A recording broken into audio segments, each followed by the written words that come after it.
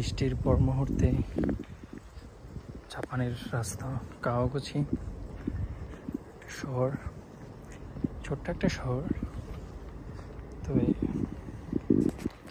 পরিপাটি একটা সুন্দর একটা প্লেস।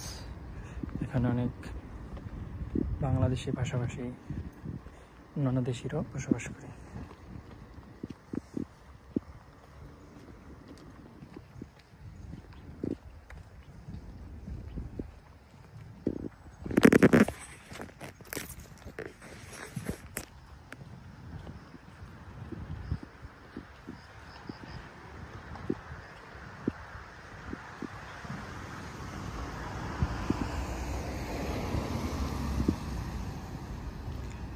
ভিডিও লং করতে চাই না, সবার বোরিং লাগবে, তাই 1 মিনিটের মধ্যে শেষ করার চেষ্টা করি। সবাই লাইক